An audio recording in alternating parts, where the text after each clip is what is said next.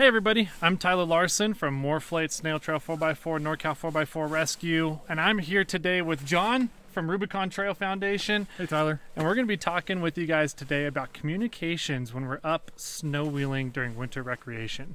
We've got a lot of different videos in this series of snow wheeling education. If you want to learn something about recovery, about camping equipment, what clothing to wear, go watch one of the other series in the videos. They're over on the Rubicon Trail Foundation's YouTube page. Other than that, we got some communications talk for you today. Okay, so let's talk about communications and why that relates to snow wheeling. Yeah, why? So communications and snow wheeling are in lockstep with each other because, well, we'll talk about exit plan in another video, but you always need to have an exit plan, and part of your exit plan is going to be communications. Yes. If people don't know where you are, if people don't know what your conditions are and what kind of condition you're in, then they're going to worry and it's going to turn into a problem. Okay, you don't have to put that in. I think I will. Someone's hungry, looking for lunch. Yep. It's going to turn into a problem if you can't communicate with the people that you're there with and with the outside world. So we're going to talk about communications, and we're going to start with cell phones. And I know people say, well, my cell phone doesn't work on the Rubicon Trail. Why would I even talk about that?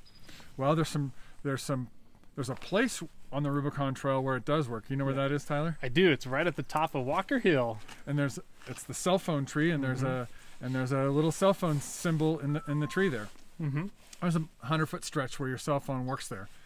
Some people know that, some people don't. But the other thing about a cell phone is... How costly is that to get the internet piped into that tree so it's an emanating for everybody on the trail? I think it's just an accident. It's a happy... It's serendipity. Yeah. It's a happy accident. Yep. So the other thing we need to talk about with cell phones is there's some recent advances in cell phones.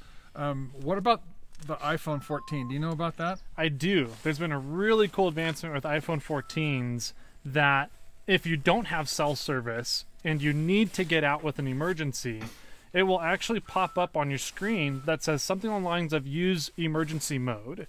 And what it does is it will then be able to send a message out via satellite to a search and rescue first responder network, essentially.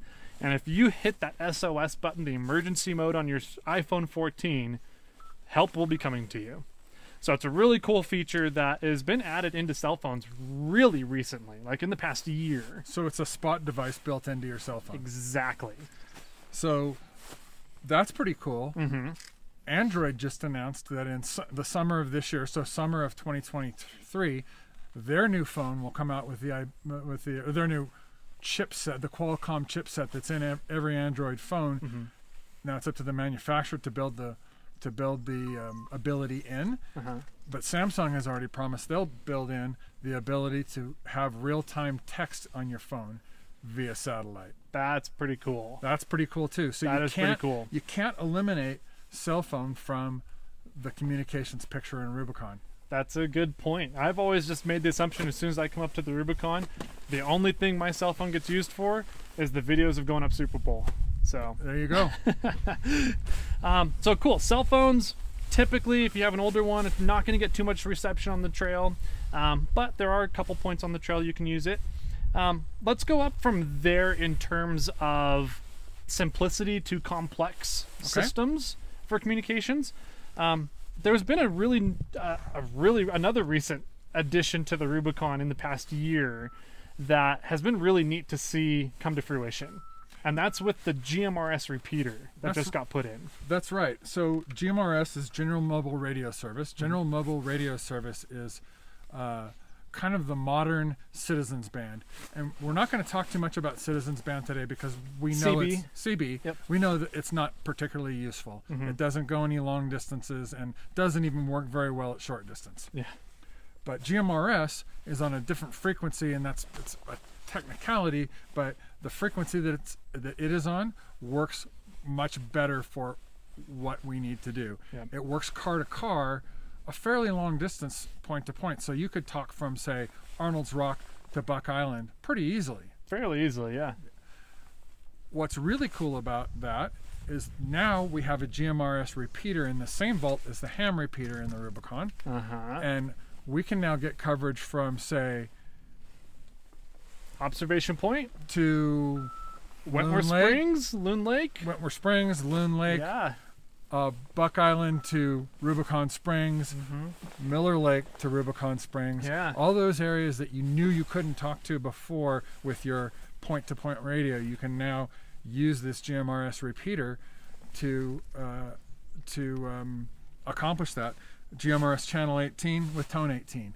Very simple. Perfect. Now, why do we talk about this as being simple? Because it has a simple entry point, and the simple entry point is very low barrier to entry. You just pay your money. Pay your money, you get the radio. You go to the FCC, you pay your money, you get your license. Just like in the old days with CB, now you have the ability to talk from one end of the Rubicon to the other, and that's a safety feature too. Yes. If you're out snowwheeling and don't have a ham license, I'm going to say you ought to get a ham license. If you're out snowwheeling and you don't have a ham license and you get on the trail and you get in a jam, the very first thing that search and rescue is now going to do is get within range of that repeater. And if you're in range and they're in range, you can talk to them freely. Yeah. So that's a huge safety factor. Big safety factor. That's a huge kudos to RTF for getting that GMRS repeater in there. It's really cool. Very low barrier of entry for GMRS. $35. It's good for 10 years. Covers your entire family. And what does a radio for that cost? $100 to $200. That's about right. So right in that range. Yep. So cool. From there, we move up to the next kind of step in complexity, which in my opinion would be like a satellite communications device, like a Garmin InReach or a Spot or anything like that. Yeah. Pretty low barrier of entry. Again, kind of paying your money. $500-600 for a full-on Garmin that can have full service, texting service, conversational abilities back and forth between people on the outside. And it's pretty user-friendly. And the advantage to that over GMRS is you can contact somebody on the outside with it. Exactly. Now we're starting to look at emergency communications and being able to get in touch with somebody when the poo hits the fan. So satellite comms, awesome. As long as you can get to clear sky, you've pretty much got communications with the outside world. So disadvantage to satellite comms in the Rubicon is that you can, though you can get to the outside world, your inside network is off the table. You can't talk to a guy in nearby that might be able to help you. If you jump on the ham radio in the middle of the summer and say, "Hey, does anybody have a 3/8" bolt?" you'll get 10 answers. Yes. Right away. Yep. Satellite doesn't work as well for that. Exactly. So your outside network works great. Inside network inside the trail, not as great. Not as good. So let's talk about, you mentioned ham radio. Let's talk about ham radio as an option for communications out on the Rubicon Trail. Okay. So ham radios, also known as amateur radio, requires a license and it requires some knowledge. You have to go take a class. It's not hard and it's not easy. That's a good way. It's not so hard that anybody can't pass it if they concentrate a little bit and work at it a little bit, and it's not so easy that you can just walk in and take the test. That's a good way of putting it. Yeah.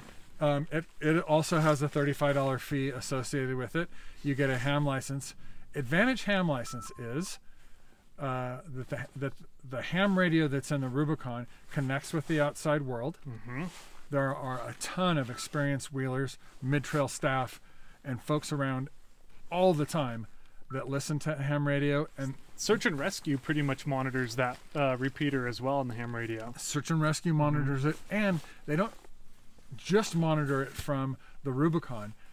If you once you understand how ham radio works, it's very easy to make the ham radio in the Rubicon talk to ham radios in the outside world, and you can have a easy face-to-face conversation like you're standing next to somebody from Rubicon Springs to Paris. Yeah. Yep. And he's not exaggerating. Paris, France, you can totally do that with the ham radio. I was talking about Paris down by Riverside. Oh. Gotcha. Paris, France. Yep.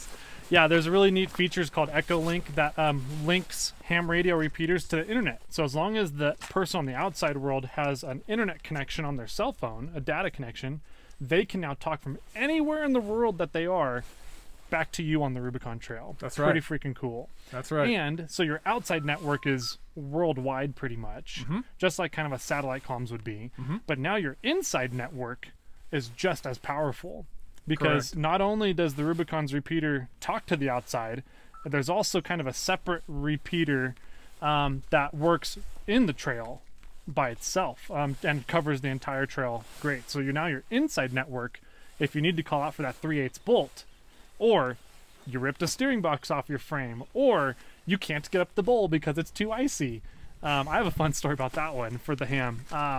But that inside network is still going to be there. And it's a very powerful, robust system for that. It is. And the other advantage of it is you pay your money and you're one and done. Yep. If you buy a ham radio, and this little guy is about $160, and it will work all over the Rubicon and do all the things that we talked about, and has no subscription fee. If you buy a satellite phone and expect to call Paris, France, Yep. it's going to cost you, and it's going to cost you every month, and it's going to cost you every time you turn it on. Yep. So that's an advantage of the ham radio as well. Yep. Higher barrier to entry, much lower costs. Yep. So you got to know a little bit more. Yep. But once you do know those things, there's some really cool stuff you can do with ham radio. We already talked a little bit about the Echolink, that you can contact literally somebody from anywhere in the world. Another really cool feature that the Rubicon has set up is what's called an auto patch. Do you want to talk a little bit about auto patch and just kind of describe what it is real quick? Yeah, so the auto patch tells the ham radio to connect to a phone line and then dials a number for you. So same radio, you pick it up, you dial in, you put in the auto patch code. This radio, any radio, you can pick it up, put in your auto patch code, and dial the number, and it'll ring the phone of that person, whether that's central dispatch at the El Dorado Sheriff's Office, or someone who's going to bring you a 3/8 bolt, or someone who is worried that you're out on the trail an extra day and is about to call search and rescue, but now they know that you're just having fun with your buddies and you're going to stay. Exactly. Yeah, there's a great story of one time there was a lady out near Fresno, which is a good 200, 300 miles roughly from here, from the Rubicon Trail.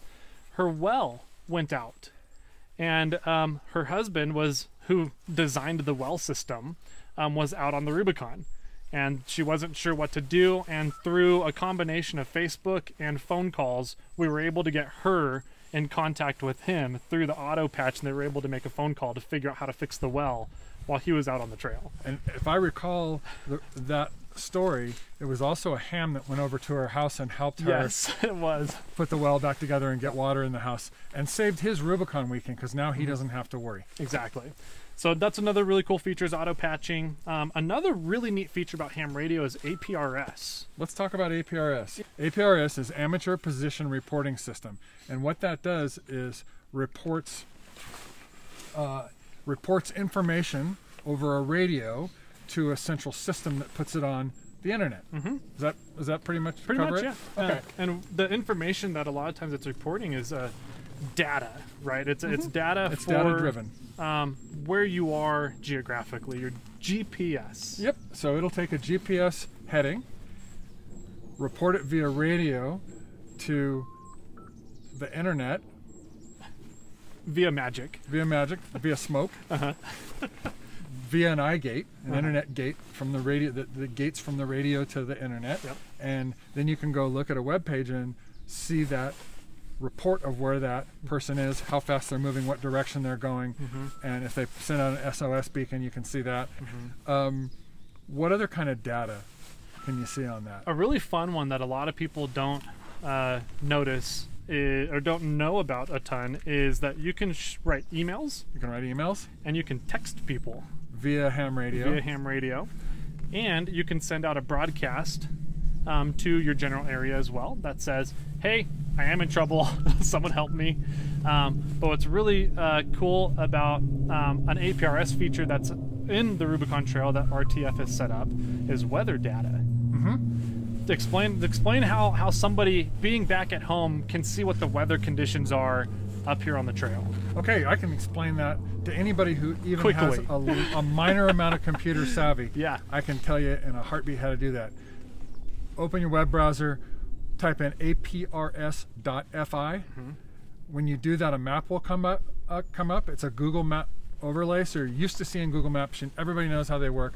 Move yourself to the Rubicon on the Google Map. Look for the little blue WX. Click on it. It'll give you weather information. Yep. Real time in the Rubicon, 365, 24/7. That's a really freaking cool feature. I use that a lot to check what's the precipitation look like up here, what's the wind look like up here at that time, kind of thing. Is it raining or is it snowing? Exactly. Yes. Yep. So really cool stuff. If you're looking to plan your trip out up here to the Rubicon during the winter time or summertime, whenever it is, that weather station, having that available on the internet is an awesome way to kind of see what's going on up here.